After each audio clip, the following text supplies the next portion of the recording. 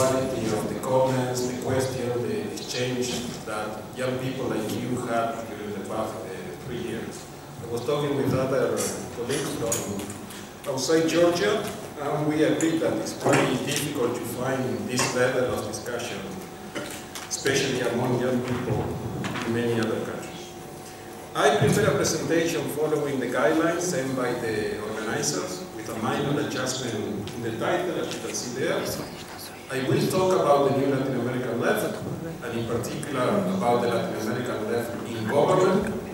But instead of talking about lessons, I reframe that part as a question mark, as a question. Because as I already told you, I know very little about the Caucasus region and about Georgia in particular. So it would be very arrogant and silly on my part try to give you lessons of any kind. Before I begin, let me give you a warning. I will make a lot of generalization about the Latin American left, because the countries of the region, the political cultures, the social and economic profile of all this country, and also the different political parties and movements that are now in government, are extremely different. And what I might say that could apply to one country doesn't necessarily apply to other countries. For instance, if you look at the picture that appears here, this comes from Bolivia. It's a mural, a beautiful mural that unfortunately was erased 2 years ago, and it was painted to commemorate the 10th anniversary of the so-called water war, when the people of Cochabamba went to the street to fight against the privatization of the water.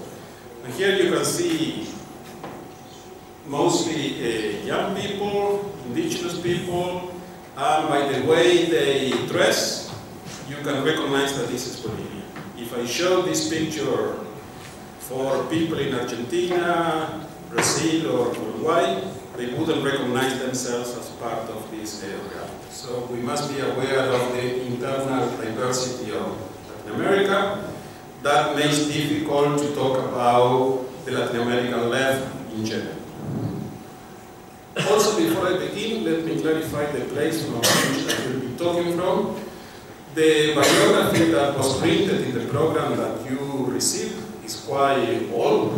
That's not the fault of the organizer, it's my fault, because I haven't changed my profile in the DNI website for almost 10 years. So I think I need to make some clarification. I should also tell you that I will be talking not from the perspective of an unbiased academic, but from the place of a social scientist who also happens to be a political activist. And I think this clarification is important because I am part of this process, I have my own opinion, so take everything that I will say this morning with a pinch of salt, because this is not only a social science interpretation, it's also a political interpretation of this process. So in that sense, my position is quite different to the position of Klaus. Remember, on Sunday, he made the clarification that he was no longer an activist. So I guess his presentation was excellent because of that. In my case, you will have to deal with some assumptions that are not necessarily true, and are assumptions that come from my particular classes as a political activist. I also tend to look at politics in Latin America from both an internal and an external perspective. I was born in Uruguay, which is this very small country. Actually, it's not that small, we see it as small, but in terms of size, it's a bit larger than Georgia. The population is almost the same, but we tend to see ourselves as a very small country.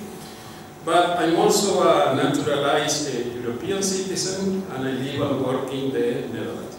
I spend about half the year working in Latin America, doing research in Latin America. I'm also a political activist in my own country, Uruguay.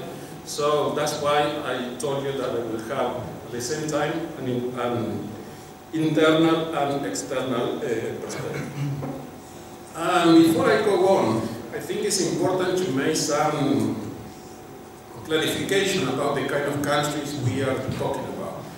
Because Latin America is quite far from Georgia. I guess you read the headlines about what is going on there, but you don't necessarily have to know a lot about the social and economic profile of this country. So that's why I prepared this table that put 4 of the governments in which the left is still in government in context in comparison with Georgia. I didn't include Argentina, I didn't include Brazil, because the left is no longer in government in those countries, and also some of the indicators that appear here have changed quite a lot during the past 2 years. As you can see, in terms of growth, GDP per capita, which is something we discussed yesterday, a lot has changed in Latin America. These countries are much richer in economic terms. For instance, when you look at the GDP of Uruguay, is practically double the GDP of Georgia, and here we are talking about GDP per capita. When we talk about life expectancy, social welfare, we see that it's also quite high, comparable to European standard. If you look at the case of Ecuador, Uruguay, the life expectancy is also higher than you can find in the Caucasus region. When you look at the Gini coefficient, the situation changes. You know that Latin America is the most uneven region in the world in terms of wealth distribution. This shows in the numbers. When you look at Georgia, for instance, Georgia is much better in that area. And when you look at the Human Development Index, there is also quite a lot of variation. If you look at Bolivia, for instance, it's quite down in the table. The ranking is 118. But when you look at Uruguay, for instance, is in the position 54, above several European countries. So this is just to put these countries in context. Finally, I should also clarify that my own interpretation of many of the issues I'm going to be talking about have been changing over the past 8 years, as it can be seen in the cover of the same book that we have produced in different editions in recent years. I was the co-director of a research project that was run by TNI and the University of Wisconsin-Madison, the Chavez Center, led by Eric Wright and Patrick Barry.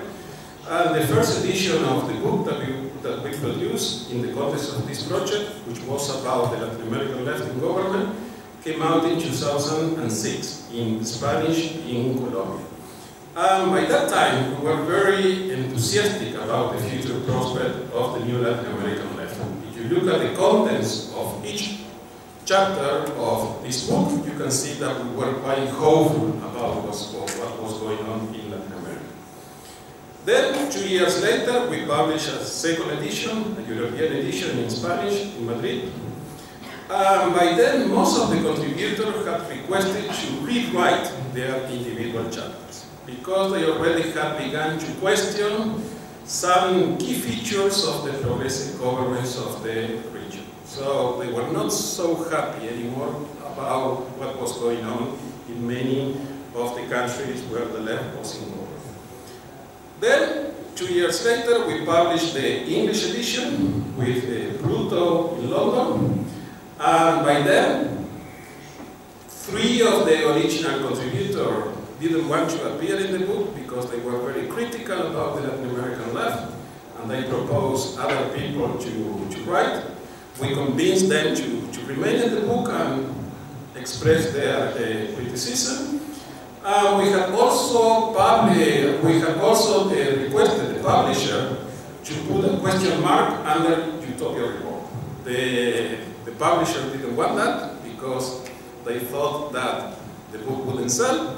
But for us, that question mark was very important because we were really challenging some very positive assumptions about the Latin American left that were still in place within most of the global left when they look at Latin America. And today I would choose a totally different title and subtitle if I need to prepare a new edition of this book. So, my presentation, this was the introduction, is going to be organized in 3 parts. The first part will focus on a very brief overview of the origins of the new Latin American left. As you can see in this map, the left is or has recently been in government in many Latin American countries.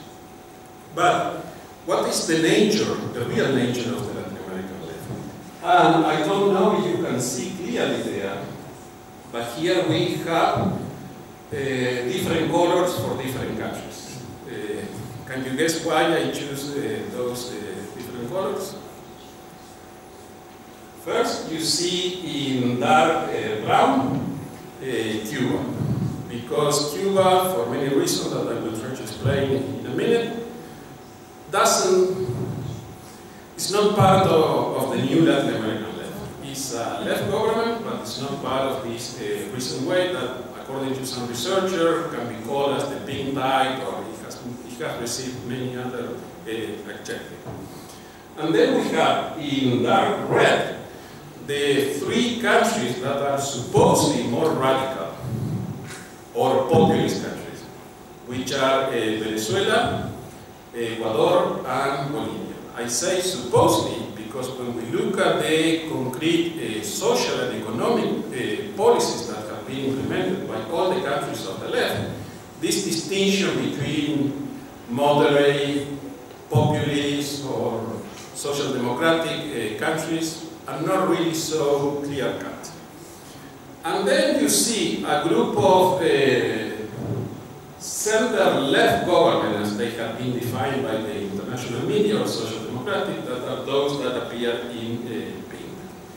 When we go more in detail, we can see Raúl Castro still in government in Cuba until next year, apparently. In Venezuela, you have Nicolás Maduro, but he's not the main figure associated with the so-called Bolivarian revolution. The main figure, I'm sure you know, was Hugo Chavez until his death a few years ago.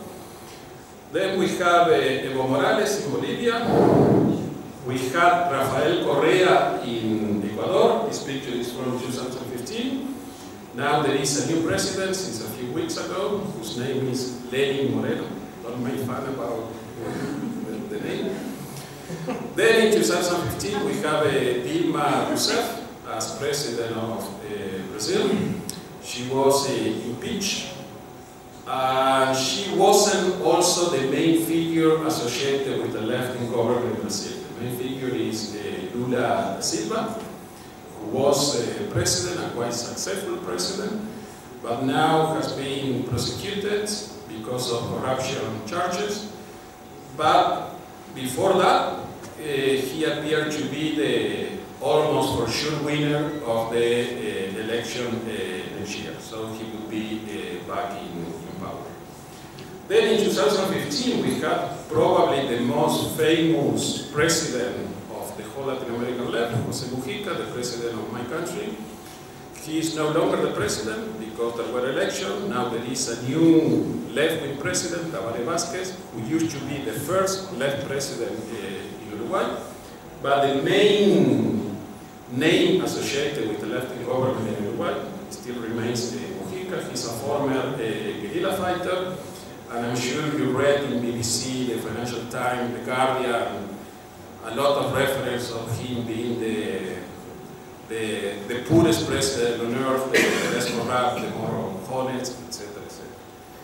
I could tell you more about the pros and cons of that image, but we can leave it for later. I'm not saying that he's not that. He's extremely coherent in his personal life, but we can criticize a lot of his politics and policies while in government.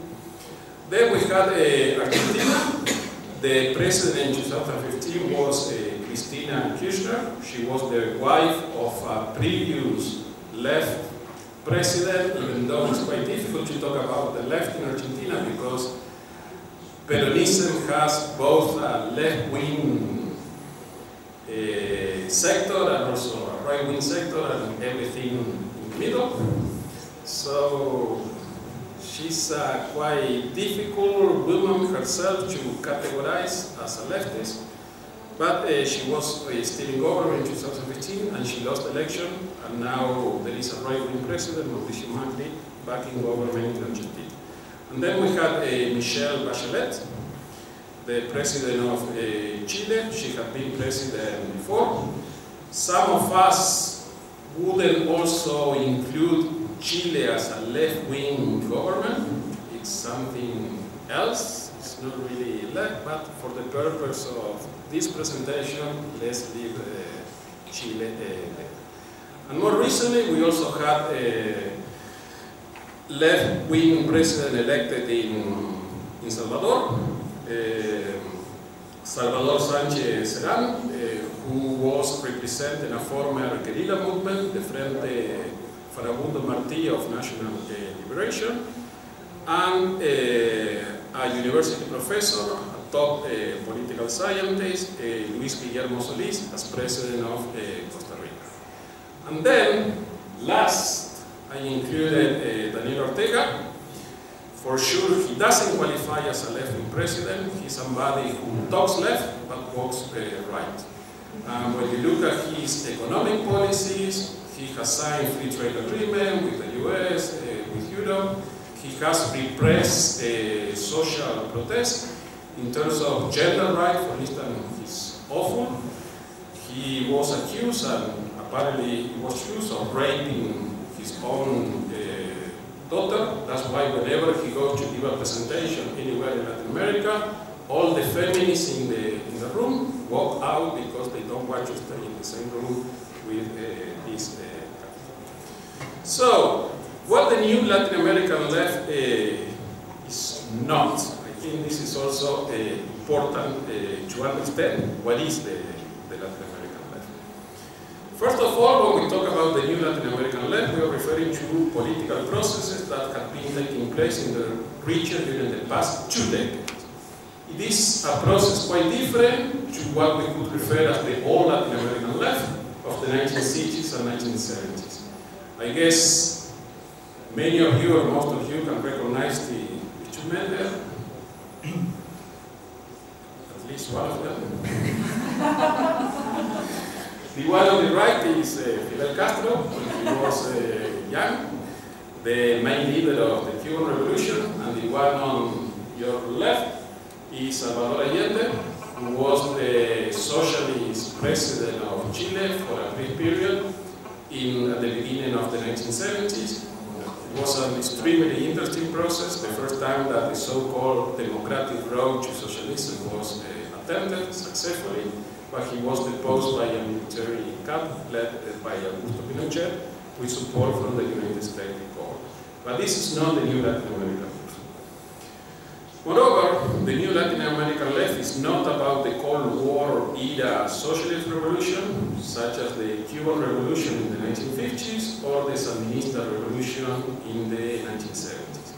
This is a picture from the Sandinista Revolution, which was successful. The Sandinistas, who were mostly teenagers, most of them were younger than you, very in their early 20s, the fighters, and they took power. They did some beautiful things in Nicaragua, the beginning of the Nicaraguan or the Sandinista Revolution. Now the Sandinistas, as I mentioned already, Daniel Ortega, are back in government, but they are not the same people. Maybe they got older and they became something else. And finally, the new Latin American left has little in common with the previous history of guerrilla insurgency that was so common in many Latin American countries for many decades.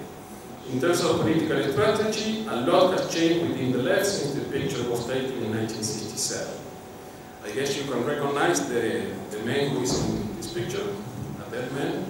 This is Che Guevara, the day after he was killed in combat in Bolivia, in a very poor, distant town in the highlands of Bolivia in 1967.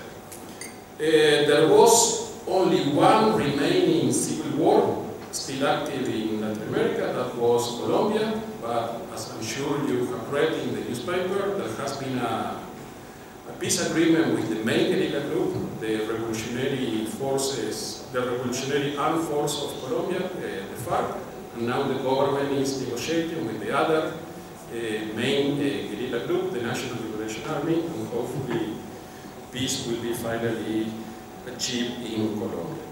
Now the strategy of the new Latin American left has to do with elections and operating within the institutional politics of liberal democracy, as we will see more in detail later in this presentation. So, now that we have discussed what the left is not, what the new Latin American left is not, let's discuss what is it all about. First of all, when we talk about the new Latin American left, we have to recognize the significance of the fall of the Berlin Wall, the significance of the fall of the Soviet Empire. This opened a lot of new possibilities for new discussion within the Latin American left. There were a lot of internal changes. For instance, the power of the Communist Party in many of the countries where the left now is in government, including my own country, Uruguay, was diminished, and new left parties and movements emerged with different proposals. For instance, in Uruguay, my country, the Communist Party have been for almost 5 decades the main political force within the left. They were extremely influential also within the labor movement, within the student movement. And in a matter of a few months after the fall of the Berlin Wall, the Communist Party imploded and the left was practically reinvented. I'm not criticizing my comrades and friends from the Communist Party. I was never part of that party, but I think we must have quite a lot of respect for the people who remain in the party. And they remain in a coalition with other left parties now in government in Uruguay.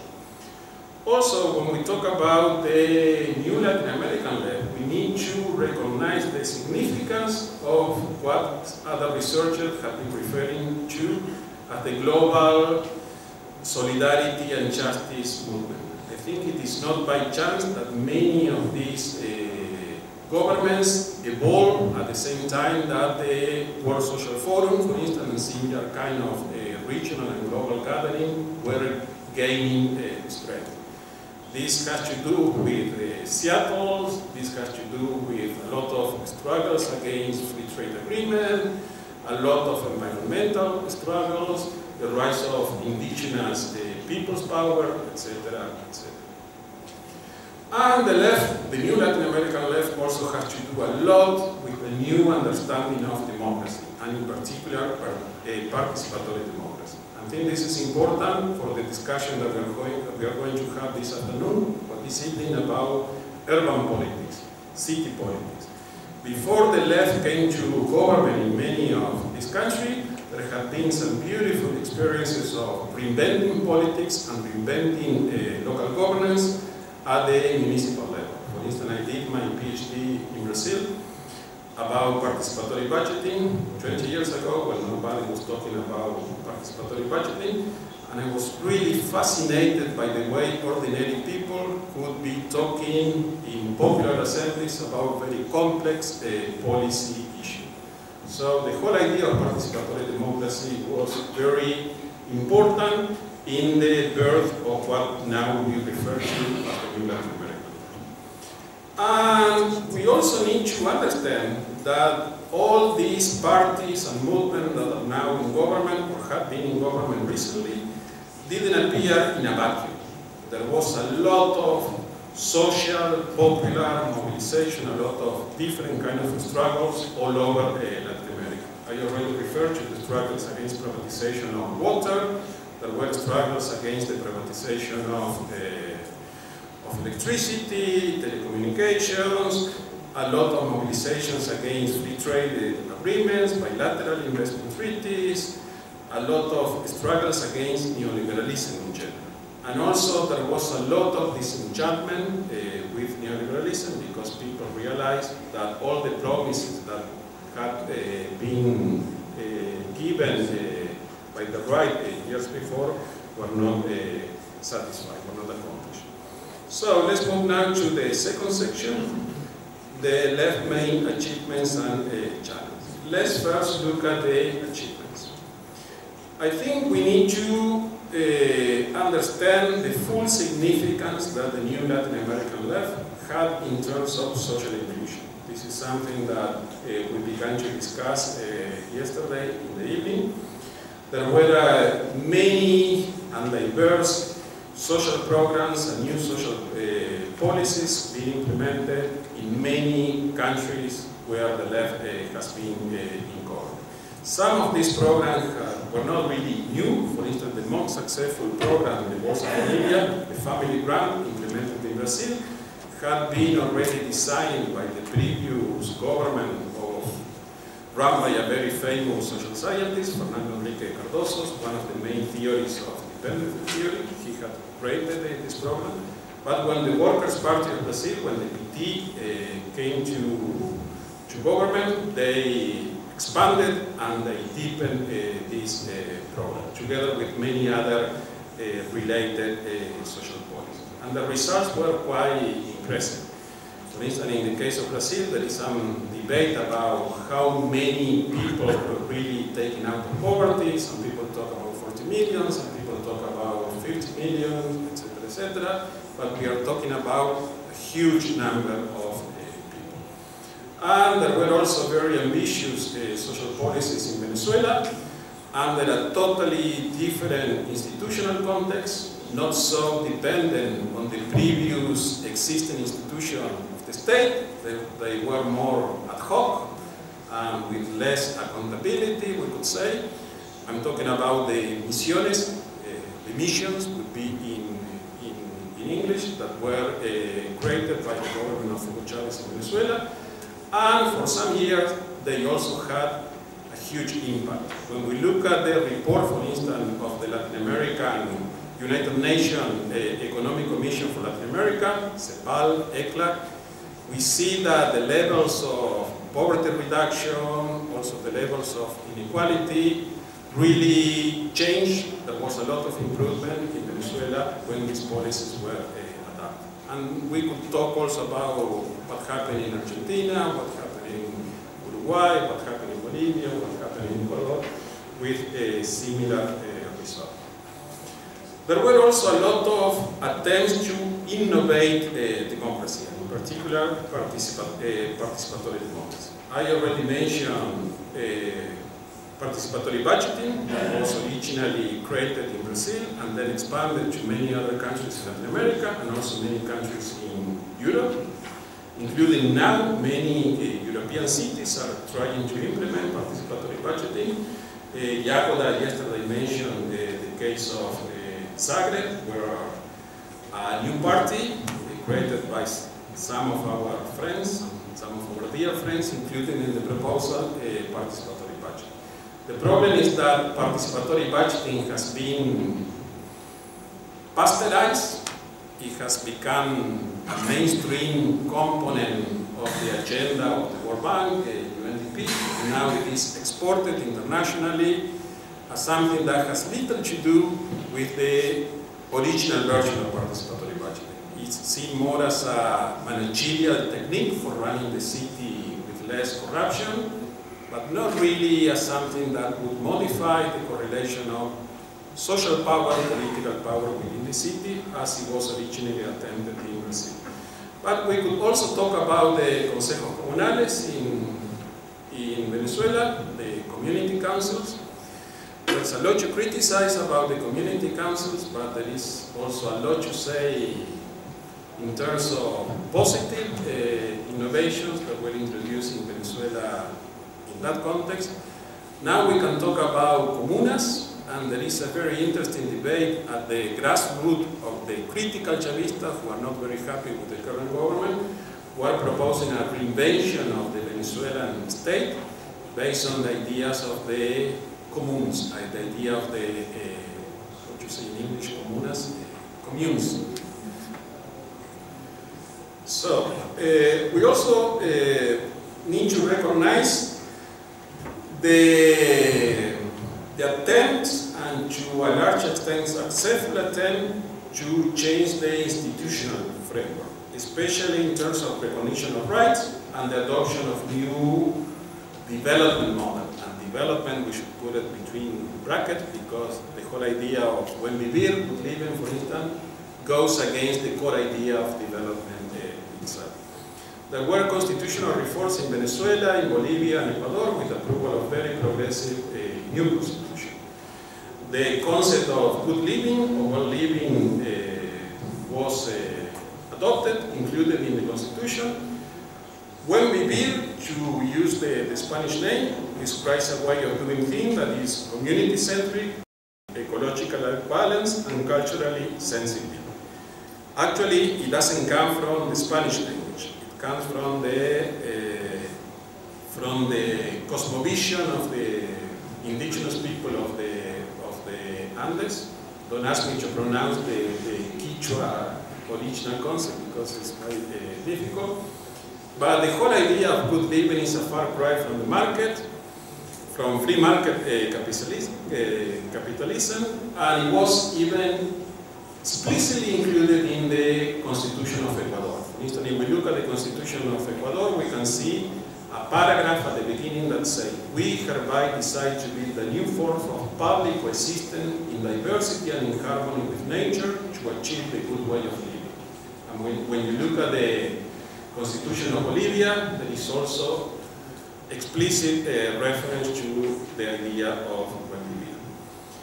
But the translation buen vivir to English as good living or well living is not really appropriate because this is not about the individual, it's more about communities, as I said before, and it also implies a whole new kind of relationship between humans and nature. It would take quite a long time to explain what buen vivir really means. And this constitution also included the recognition of the right of the Pachamama. I'm 29 years.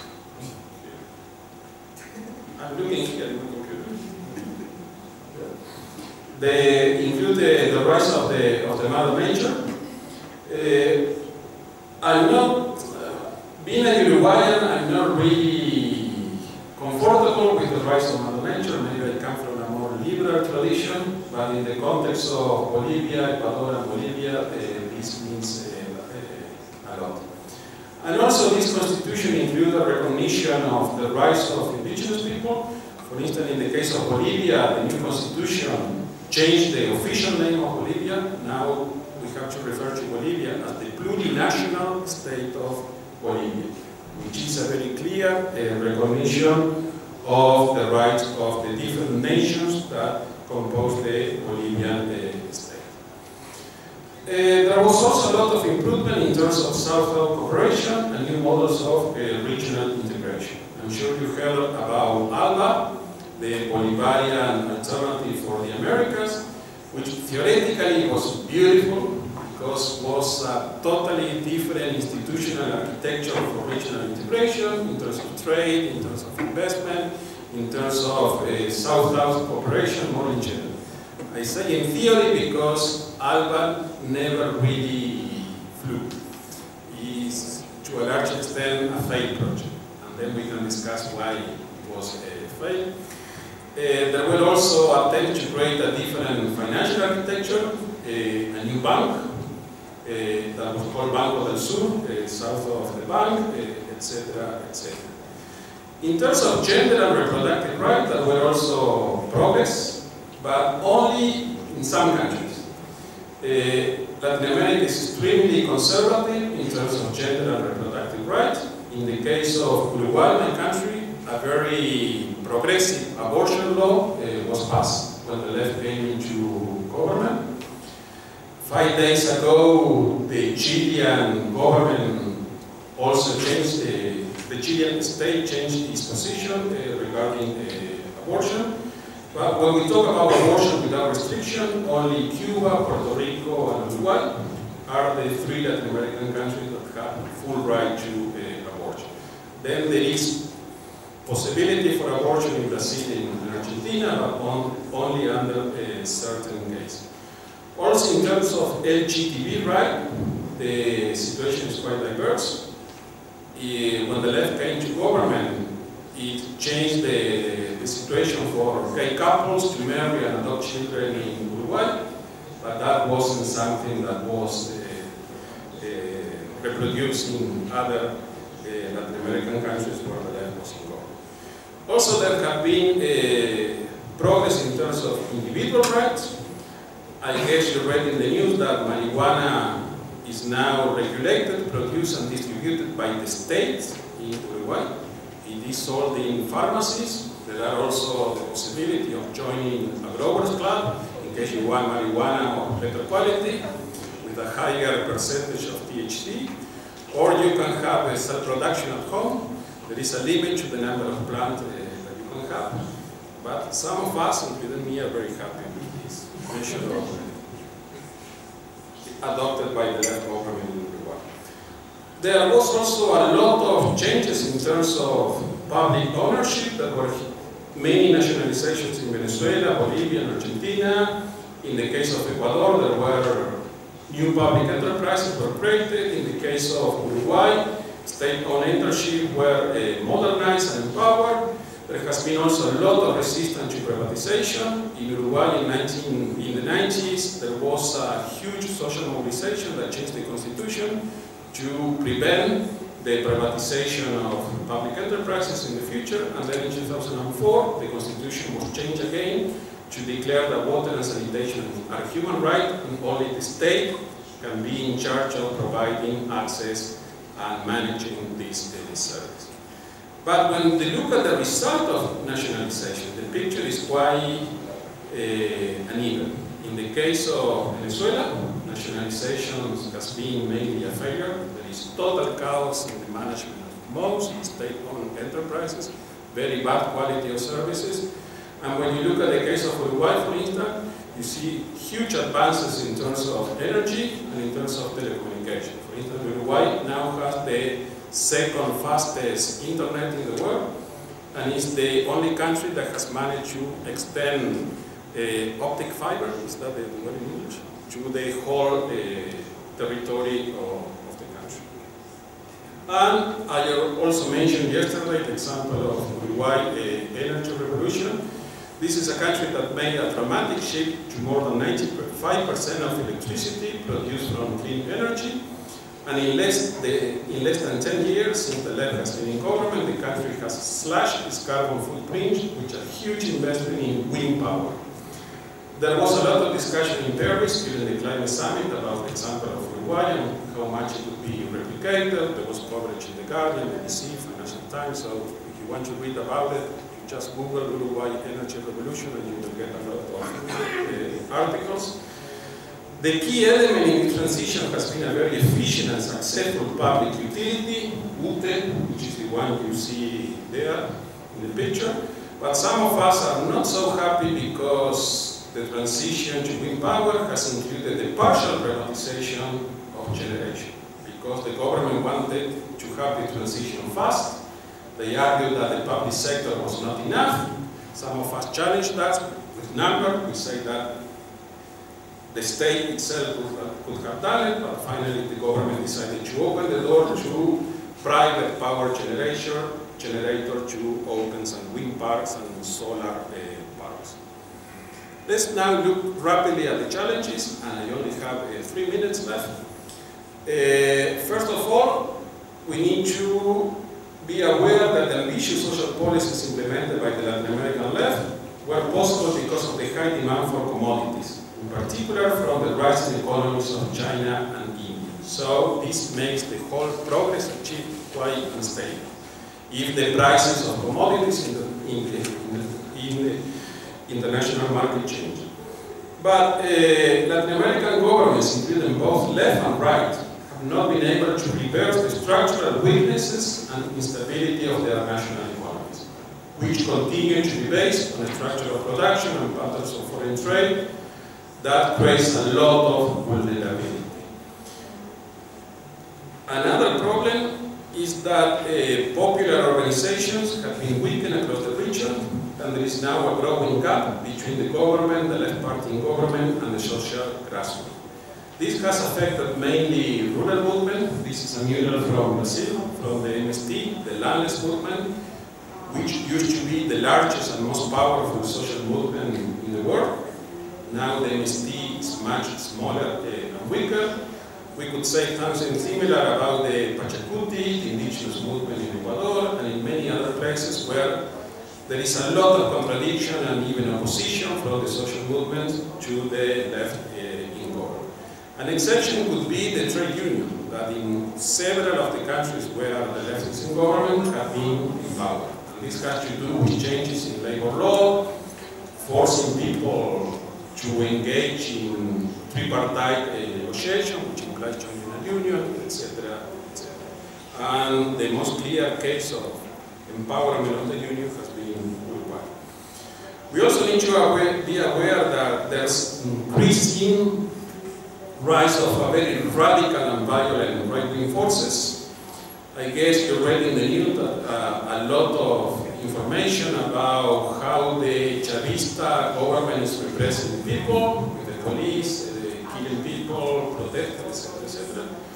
This is true. Unfortunately, there has been a lot of people killed by the government in recent demonstration, but you don't really read much about the opposition, which is extremely violent, well organized. And for instance, since January until now, there have been registered cases of 14 Chavista activists that have been burned alive by the opposition. And the political project of the opposition is to erase once and for all the conquests previously achieved, social conquests previously achieved by the left. We also need to be aware that there is a new type of coup d'etat that has been implemented in Latin America. Some researchers refer to them as parliamentary coups. This was attempted first in Honduras in 2009, in Paraguay in 2012, and in Brazil in 2016 with the impeachment of Dilma Rousseff, which was not based on corruption charges that you can read in the media, but it was based on, how do you say in English, managing the budget, not providing enough information about how the budget should go to Parliament, which is something that every government on earth does. And even the economists, the magazine, recognized that this was no reason for impeachment. We also need to be aware of the return of the right. Michel Temer is now in government in Brazil. Mauricio Macri, which is the equivalent of Donald Trump, is in government in Argentina. And finally, let's talk about the shortcoming. Extractivism and rent-seeking continue. In Venezuela, the Dutch disease has been taken to extreme. More than 95% of the export remains tied to oil, basically crude oil. The government have not been able to get rid of corruption, and it has been a problem in countries such as Venezuela and Brazil. Corruption was not invented by the left, but in many cases the left has failed, quite obviously, to stop corruption. Also, citizens, in terms of citizenship, consumerism, political culture, there has been progress on one side, but this progress has not been really sufficient in many places. So finally, and I will only mention because my time is out, some possible lessons for discussion. The Latin American left government have proven that the left can really lift millions of people out of poverty and provide better social conditions, better quality of life. But left governments have failed in changing the model of production, only in a more general sense the model of development, and this I guess is the biggest failure of the Latin American left. And the left has failed in changing the whole institutional and political regime. I mentioned the new constitutions in Bolivia, Ecuador, and Venezuela, but this hasn't been enough. And finally, we should also consider some lessons from the European left, for the Latin American left. I feel that in Europe there is a much more advanced and much more deeper and rich debate about issues such as the growth and the commons. This is a discussion that in Latin America only takes place among academics and NGO activists, not really among political activists. The European left is also well advanced in rethinking urban politics. And this is quite sad for us because we were the one in Latin America who discovered the importance of urban politics, municipal politics, and then forgot about it. But now when we see the cases of Barcelona, Madrid, and many other places, you see the importance of rebel cities, transformative cities, fearless cities. And after the experience of Syriza, we have rediscovered the need for region-wide strategies. There will not be possibility for successful national left-wing government in Latin America if each government tries to build its own national project. We need to think of Latin America as a whole, as it should have been the case in Europe, providing better support for our Greek economy. So that was my presentation, in case you want to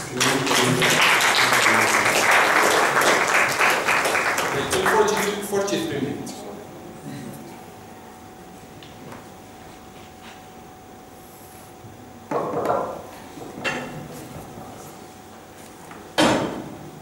Thank you very much for this very interesting and very informative presentation.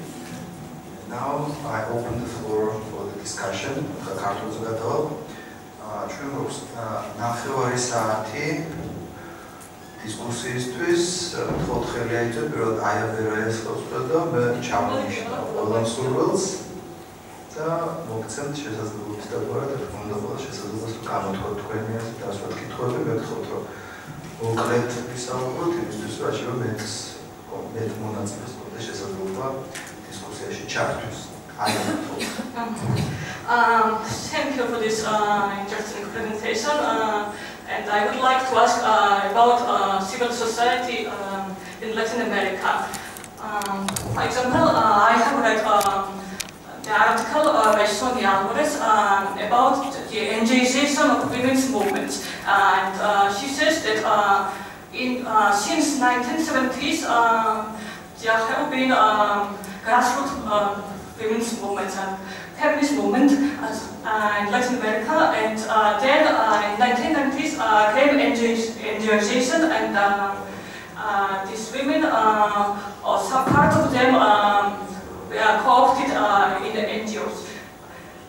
And NGOs are thought to be undemocratic because they implement agendas imposed by the UN and some other organizations. However, Alvarez still thinks that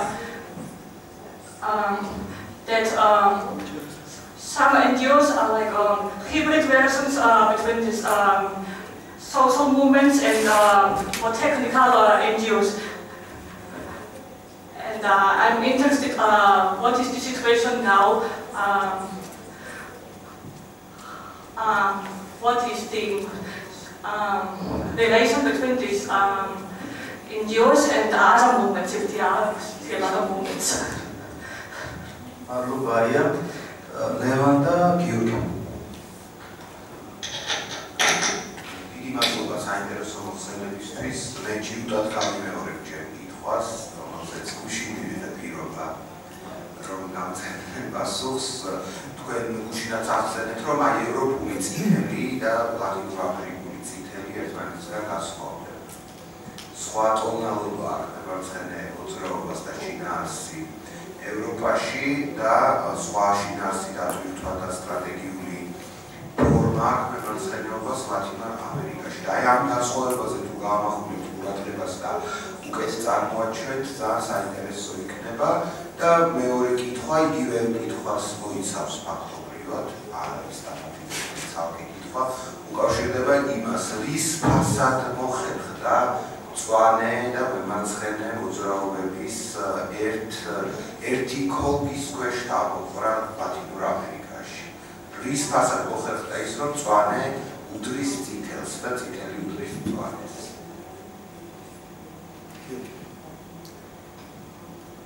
Mr. Chavez, thank you for the presentation.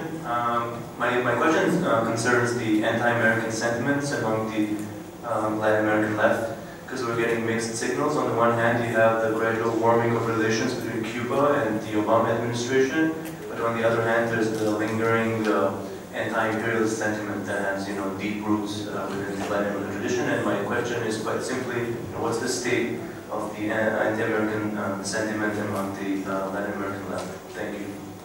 Keep these three. მე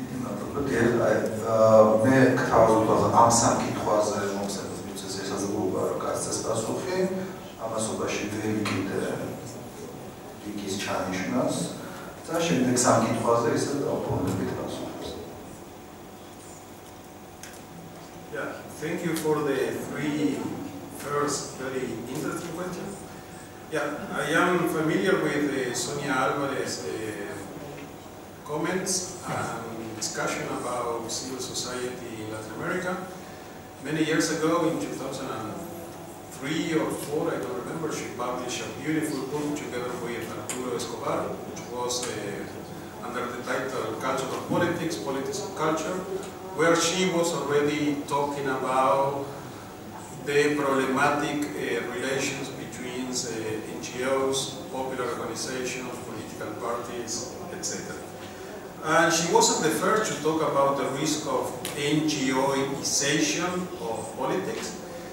Already in the 1980s, I'm sure Klaus will remember that, James Petras had written a very controversial article criticizing NGO. And that was really bad for some of us who were fighting a dictatorship in case of Ecuador, because we were presented as the enemy. And basically what Petras did was that NGO had taken the role of social movement. And he was referring about some concrete alternatives to reverse the power of NGOs that were quite problematic. But when we look at the current composition of the left spectrum, and we look at left-wing NGO, it's not always easy to make a clear-cut distinction between an NGO and a people's organization, a popular organization. Especially when we look at initiatives such as the Hemispheric Social Alliance, which was America's-wide, from Canada to Argentina, including North America, Central America, and South America. That was an attempt to create a civil society network around which NGOs and social movements could coordinate a common opposition to free trade agreement and other forms of neoliberalism. Now the situation is more problematic because in some countries of the left government, NGOs are once again presented as the enemy. For instance, in the case of Bolivia, we have become used to sign statements in support of some of our friends who are accused by the Bolivian government of being CIA agents or agents of imperialism, just because they criticize extractivism, for instance, or because they criticize some concrete policies of the government. Right now, for instance, Pablo Solón, I'm sure some of you heard about him.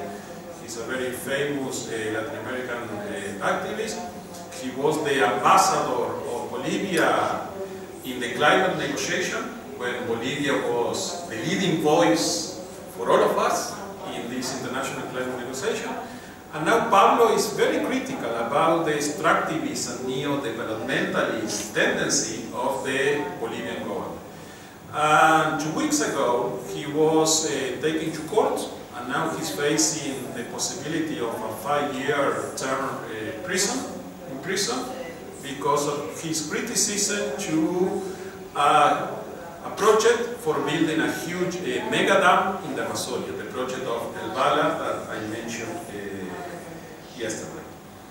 And there have been also problematic relationship with NGO in Venezuela. In the case of NGO, I must say that it's true that many of the supposed NGOs are in fact financed by the US government and are being used by the US government. That's a different reality. In terms of red-green relationship, the situation is very problematic because even though almost every left party and left government in Latin America has a green discourse. In practice, as I already mentioned, this doesn't happen. Extractivism continues. The traditional model of development hasn't been displaced. So the academic left is very much green and critical of the government. But the political activists are supposedly green, but in practice they don't really practice what they talk about. And this has been clear, for instance, in a recent letter that some of us, actually many of us, about 100 intellectuals from Latin America signed. It was an open letter to the Venezuelan government in which we criticize what is going on in Venezuela. We argue that the opposition is bad, but the government was also doing very nasty things.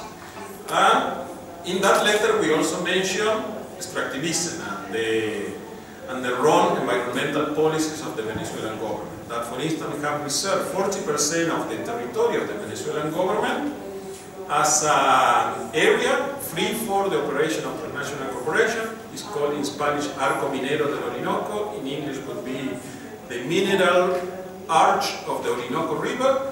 And this is an area that was open to transnational investment for mining, for gold, for uranium, for diamond, and many other things. And this is done by a left government. So in this letter we criticize that, and we have received extremely nasty reaction from the Latin American left, because on the one hand we are against being accused of being CIA agents, and we are also told that we don't understand that Venezuela is attacked by imperialism, that we have all get together in defense of the revolution, that this is not the moment of criticism, etc., etc.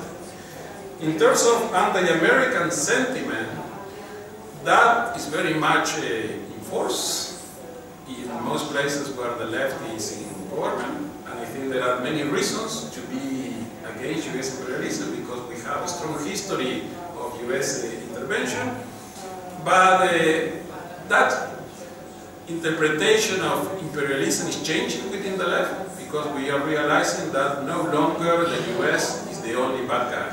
And we also need to care about the European Union, for instance, because we have seen the action of many European-based transnational corporations that are as nasty as any American company.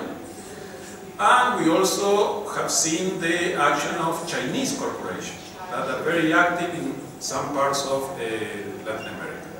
Unfortunately, some people in the old left still see China as the good guy that could defend us against the bad guy, the United States, and I think this is a very simplistic, not up-to-date understanding of what imperialism is all about. დიდი მადლობა.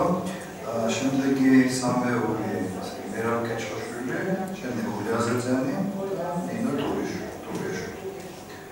მერალ, თხოვთ. Thank you for your presentation first.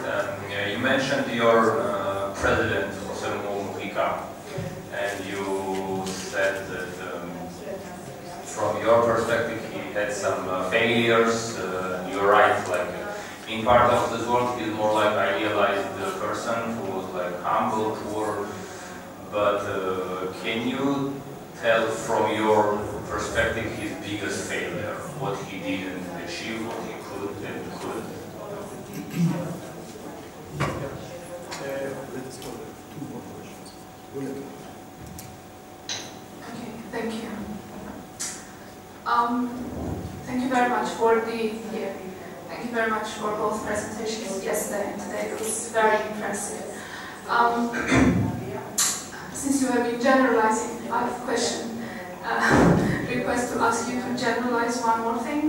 If you were to generalize what has been the key driving factor behind the mobilization and left critical and collective behavior of the left in Latin America, what were the driving factors? Is it because the contention was too high and people really had the option to go out to protest, or because people saw some political opportunities where they really see that they can intervene to make their life better, or perhaps there was some other possibility, or maybe it's not even possible to generalize.